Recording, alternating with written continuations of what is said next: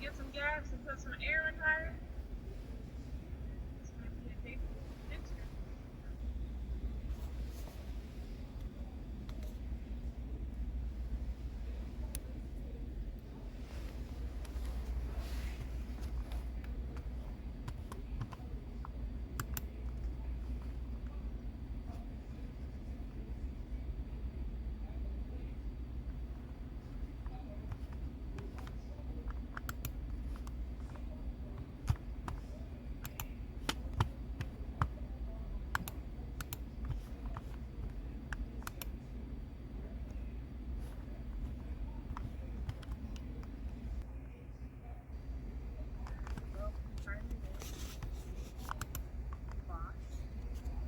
Lost River Cove.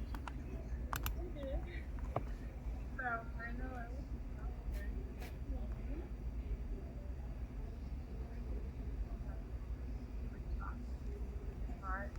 it's up real good. We got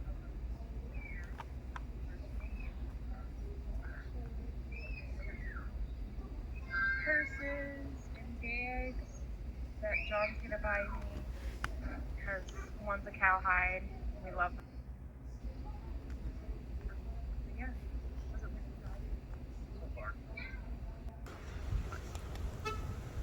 Okay, we're out on our nature walk to the underwater, or no, Boat tour, underwater the caves. underground caves. Underground caves. Danger. We have danger signs. It's because I'm out here in it.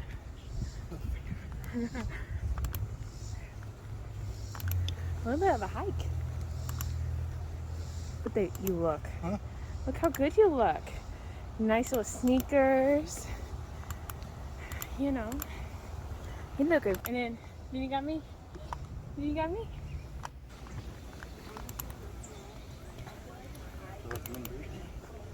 I know, right? If only a deer stand was this nice.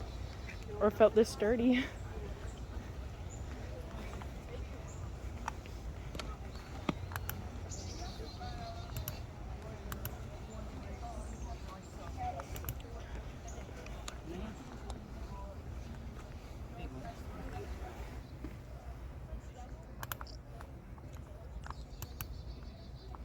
See how this works out.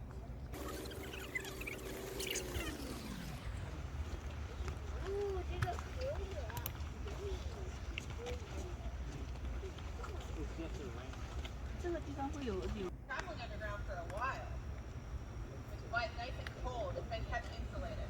So what we're seeing here is water popping up from this underground river system running through a lot of the land in and south of Bowling Green. And this is what we actually call a karst window. We have a window into an underground river system, and it's one of four you'll find in the park today. If you go hiking after your tour, you will see 3 more windows into those underground rivers. Now, you don't have karst windows everywhere. They're kind of rare. The reason we get one here is because we're so low in the ground already. Pop quiz for everyone. Anybody point to where you parked your car? Hopefully all remember. Yeah, it's about 50 feet above you. It's where you parked your car. We've lost about 50 feet in elevation. And that is because we're in a cave valley right now. We walked right down to the bottom of the cave valley. You guys see these cliffs on either side of us? Those, at one point, would have been cave walls. The sky above us, at one point, would have been cave ceiling. Would have been rock. This area where we're standing right now was underground for a long time. And then that cave ceiling fell in, it collapsed, and we get to see into the underground river system now. And we are technically standing in a giant sinkhole, although that doesn't sound good on purpose. But that's why we're able to see that far down into it. I call it the blue hole because on a clear day it'll be blue, and that's because of a mineral called calcite in the water. Water likes to eat away at calcite as it travels underground. Eats away at limestone. You dissolve limestone, you get calcite, and it makes that nice blue color. That being said, today, I know, it makes it look I promise so, 3 days ago it was the color of my shirt that we got right now. You guys about ready to go see a cave?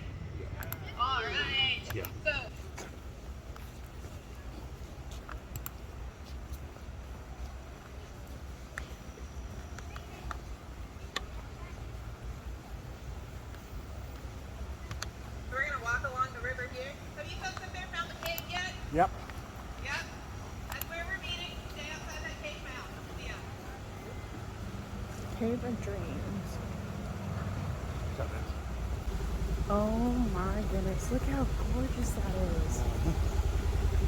Hey. Wow. Yes. I am.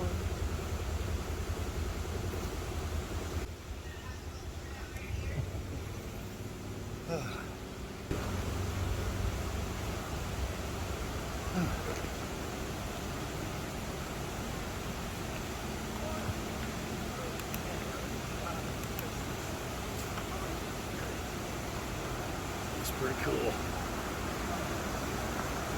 Oh, so beautiful. 2,000 people. Simon says.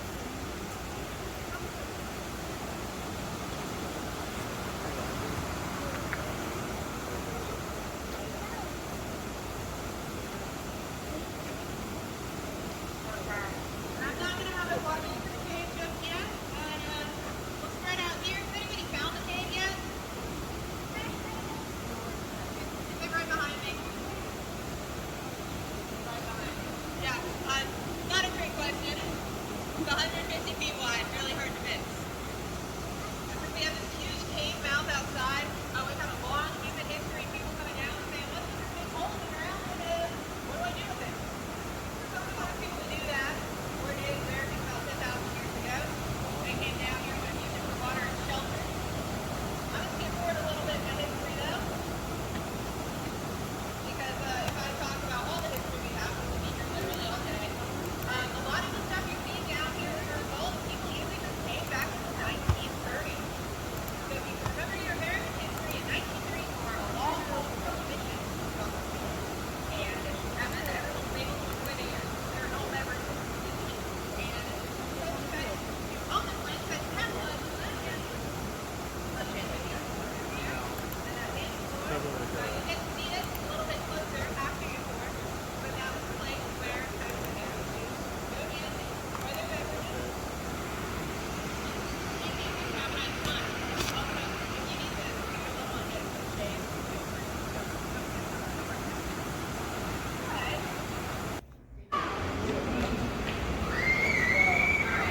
Okay. This is your bag. Take it from here. There's a step right here, so watch your step. There's also a rock called Knockout Rock. It's called that for a reason. So watch your step and your head. If you don't, we do have some kids, so everybody watch your mouth. Right.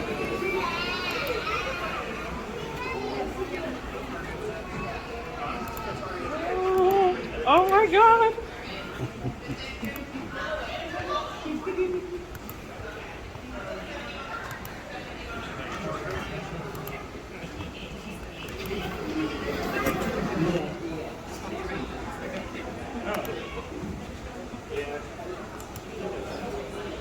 Oh, look at that.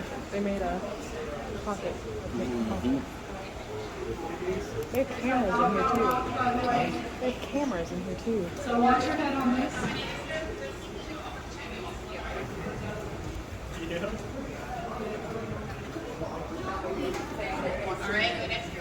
Alright, and then if y'all can just wait right here. As soon as they go into the cave, I'm going to move this boat around. We're going to load up this one the same way they are. And we'll go in right behind it. So it's a pontoon without the pond. It's a cave tube.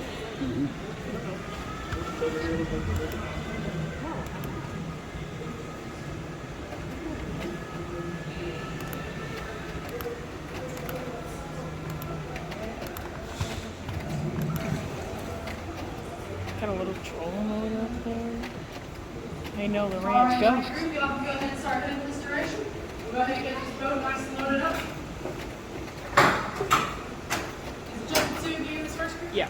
Awesome. If y'all can go all the way down to my right down there, I'll bring this boat a little bit closer. How many people in this group? Alright, y'all can go, if you can go behind me actually, and go all the way down my left. Yeah, they make us do that for some reason. How many in this group? Oh no, I'm hungry.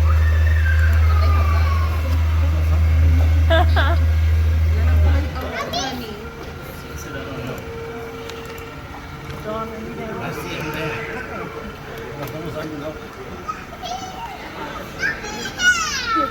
Sit. Sit up now. All right. Ka-conk. Oh, wow. Welcome to the cave, y'all.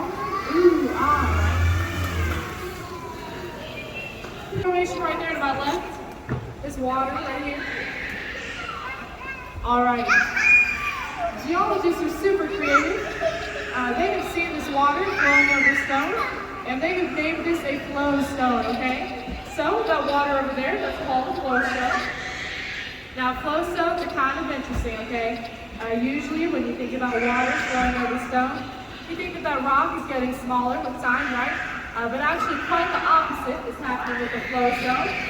So this flow stone is actually growing because that water is depositing minerals onto the surface of that rock.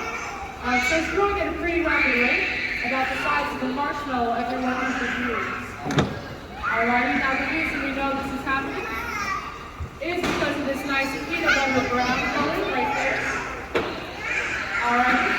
Now I know that's not the prettiest color in the world, but that does signify a nice, healthy, growing flow stone, along with the round kind of bulbous shapes that it has. Okay.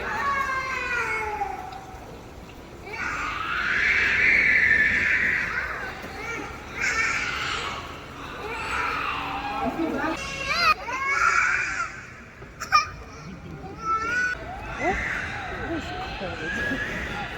You think it's cold in here? Oh, well, yeah. The water. Now I'll talk about that in a little bit. Alright.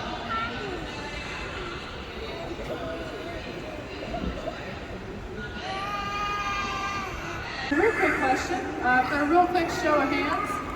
Raise your hand if you've never been inside a cave before until just now.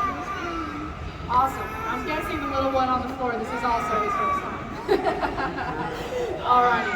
So for everybody who has been in a cave before, tell everybody else enthusiastically, these are huge stalactites, right? Those are stalactites. Alright, who was saying bites? I promise you it's... Alright, good. Sometimes people do that, and it really freaks me out. I would hate if I was saying the wrong thing that whole job. Alright, no, these are small stalactites. Alright, and the reason why is kind of sad, okay? Did they tell you about those 100-year floods that come through here? Yes, no, yes? Alright. So, stalactites grow at the rate of 1 inch every 100 years. Our cave floods all the way to the ceiling every 100 years. So every time those stalactites have grown 1 inch, and they're like, yay, yay, I grew 1 inch, a flood comes through and completely destroys all the progress they just spent the last 100 years making. Now we do have one stalactite that is our absolute pride and joy. That one! Woohoo! A whopping 2 feet long. Probably the smallest stalactite you've ever seen in other caves, but that is our biggest. It's called the praying hands. You can kind of see why, right? I also think it kind of looks like a turkey roasting. Maybe it's just getting close to dinner time. Now, speaking of stalactites, has anybody felt a cold drop of water on their head since we've been in here? Alrighty, those are called cave kisses. And they're worth 2 weeks of good luck. And they stack up, so count how many you get, multiply that by 2. That's how long y'all are going to be lucky, okay? Now, has anybody felt a warm drop of water on their head? Anybody? Alright, those are called back kisses. You guys don't want any of those now. No, but in all honesty, has anybody seen a bat since you've been in this cave so far? Alright, so it was a trick question. You're not going to see a bat, alright? So bats don't come into this cave, and the reason they don't is the same reason we're all a little bit uncomfortable going underneath that wishing rock coming in here. So, bats don't want to risk flying that close to the water just to find a cave to live in for a couple weeks, okay? Also, the water in here messes with their echolocation. So this cave is just all in all a bad idea for a bat. Now, we do occasionally get a couple of straggler bats, a couple of male bats come into this cave desperate for love. But unfortunately, they're just looking for love in all the wrong places because there's not a single other bat here for it. Alright, now I do want to talk about what we're seeing up here. See all these formations, weird kind of shapes? Some of you guys might be thinking, oh, it kind of looks like that flowstone that I was just talking about. If you think that, you would be absolutely correct. That is a flowstone. What? There's no water flowing over that stone, but there used to be, okay? So Nashville Road, that's the road you guys drove on to get here today. It is right there. Hence why there's no stalactites growing right there. Kind of makes sense, right? Now Nashville Road used to be a 2-lane road. Up until 2005, it was expanded into a 5-lane road. All right, now we warned the city not to do this because we knew that that flowstone was right underneath it, but they didn't care, didn't listen, still expanded it, and it cut off all the water that was flowing onto that flowstone right there. So, as you can imagine, it was very beautiful. And while this is sad that this has happened, we did get 2 good things out of this. Number 1, the city actually listens to us now when we tell them that what they do above ground absolutely affects what goes on beneath ground. And number 2, we got some fun cave shakes out of it, okay?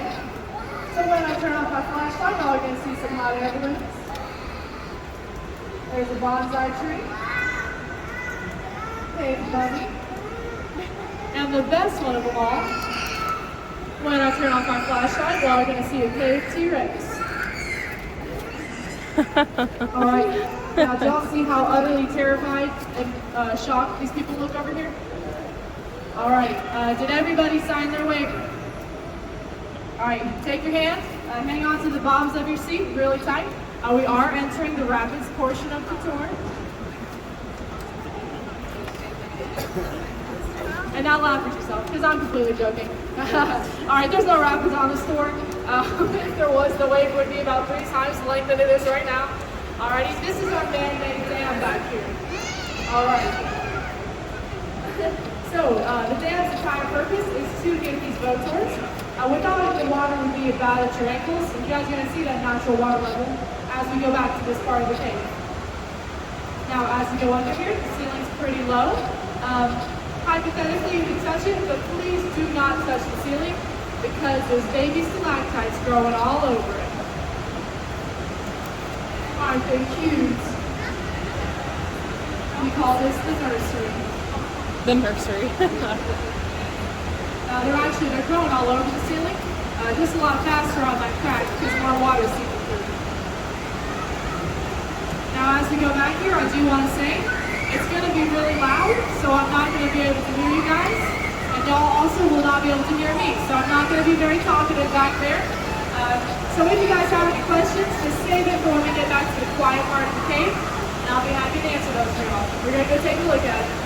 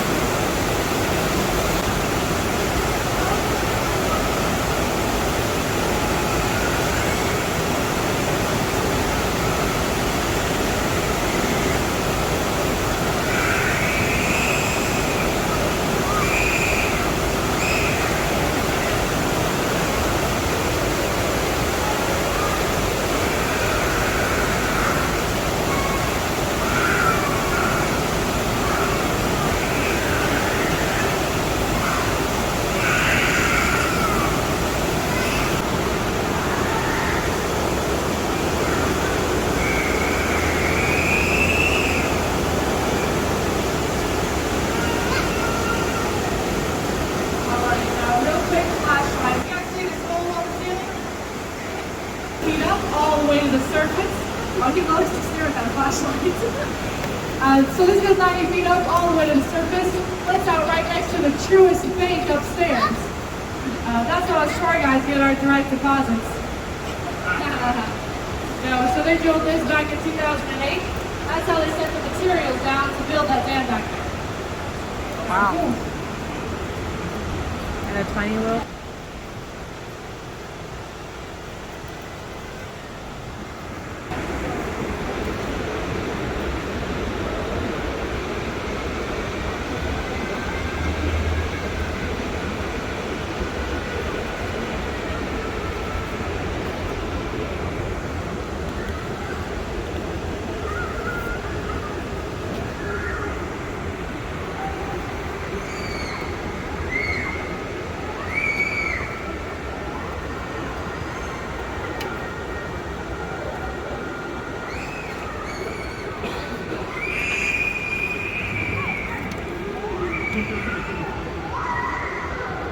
now all I see is a T-Rex.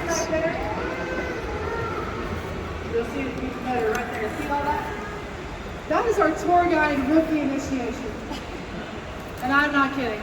So when we get hired here as new tour guides, we park the boat right there, kick us all off, and we hop in there, crawl through it single file. It's terrifying. It's really just a big muddy tunnel with lots of creepy crawlies, lots of cave crickets and cave spiders. Has anybody ever seen a cave cricket? Yes. Yes? Yeah. Yes, you know, they're terrifying. Has anybody never seen one? Awesome? Yeah, alright. They're nothing like the cute little black crickets that sing the songs in their backyard.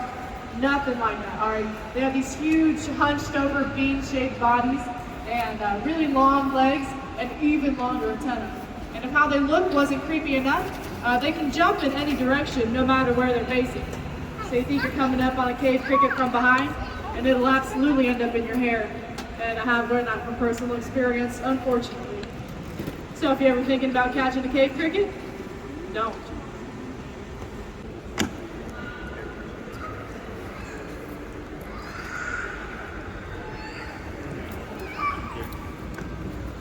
You wouldn't eat a cricket? To survive? Now, I think most of us know Kentucky was neutral in the Civil War, so we did have both the Union and the Confederate troops in this cave at a point in time. Now, they didn't do anything too crazy in here. Okay, we're not any textbooks or anything like that. They just camped out here for a few weeks at a time. Now, when the Union troops were in here, they did leave something kind of interesting behind. They learned that if they held their torches close enough to the ceiling, they could leave smoke writing behind. All right, and they did that. Now, most of the smoke signatures you can't see from the tour, but there is one that you can, right there. So that is a smoke signature left over from a Union soldier in the Civil War. A couple 100-year floods have been through there since that happened, so we can't totally make out what it says anymore. But there are a few that are off in that direction that you can't see from the boat tour that have a distinct heart shape with letters in the middle. Sweetheart initials. So kind of cute and also kind of sad. Now that whole area up there is called the Upper Passageways, and there's two rooms up there. There's the Civil War room and there's the Native American room. And they're named after the most artifacts that we found in each room. So the Civil War room, we found lots of bullets, buttons, dog tags that are made out of pennies. Pennies were bigger than quarters back in the day. And we also found journal entries from the Union soldiers stating that they used this cave for target practice. Now we know that this is true because they wrote it down, but we also know that it's true because those rocks over there have little indentions in them that match the bullets that we found in the Civil War room. Now at the Native American room, we found just some Native American artifacts, obviously. Some spearheads and arrowheads longer than my face, dating back to 10,000 years ago. That's the Paleolithic Native Americans. Now also in that room, we found a fire pit. Now this cave always has been and always will be uninhabitable to humans because of the floods that come through. So we know that the Native Americans never lived in this cave long term, but because of that fire pit, we do have reason to believe that they used it as a trading post starting 10,000 years ago.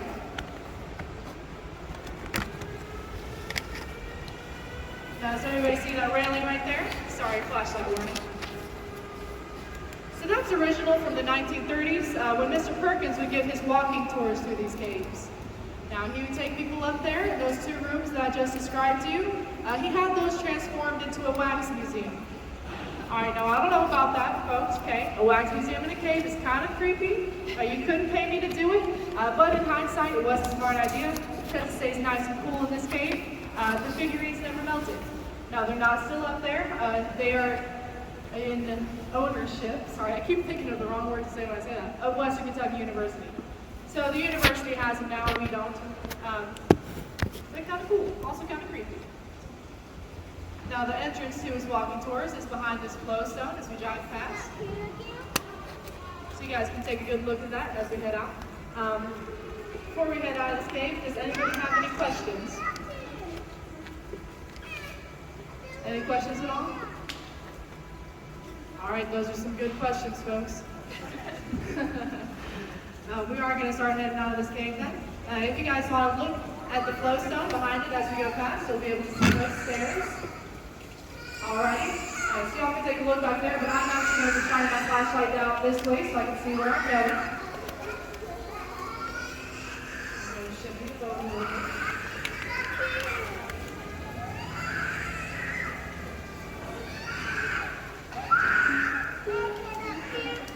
Yep, so we are coming up on that wishing rock. I do hate to tell you guys, it did not go away, so we're all going to have to duck once again.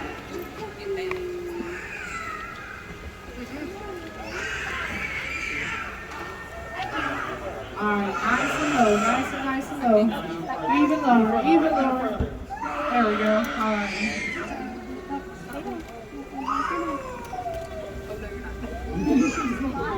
Alrighty. I hope you guys liked the tour. If you did, you can. Awesome. I was just wondering. The owl was really scaring me for a second. Yeah, I'm not sure. I'm going to be outside if you guys have any last questions for me, want to chat or anything like that. Other than that, y'all can have a great rest of your day. Just stay seated until I get up there. That'll kind of help us get off this boat a little bit. My name is Gwen, if you guys forgot. Your other tour guide, her name is Caroline. Thank you. You're welcome. Ooh. I almost ate the ground just then. No, it's okay. No. Alright, so just a couple people at a time to stand that up. You guys can go off those stairs right there. And thank y'all for joining me today.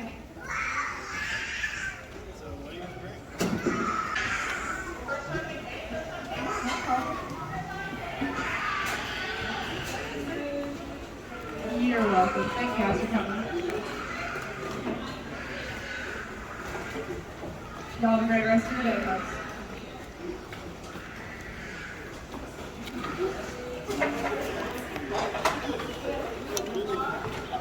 Thank y'all.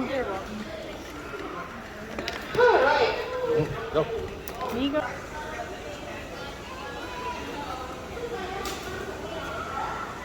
Jumbo.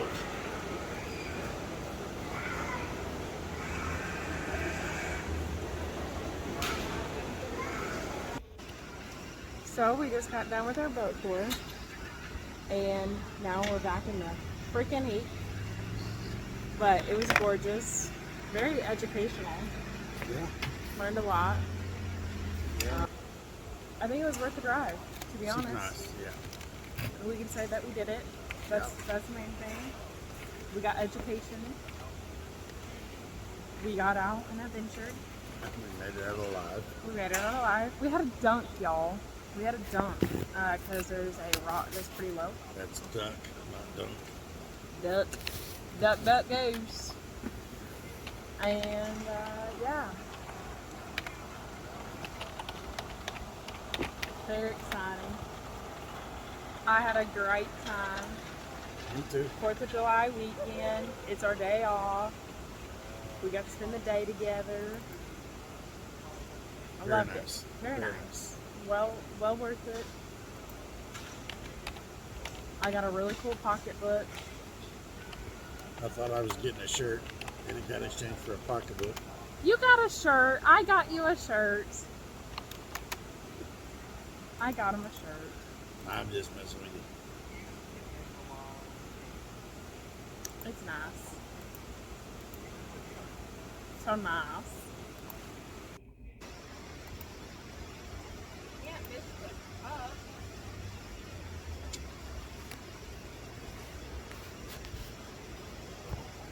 Lovely. Lovely.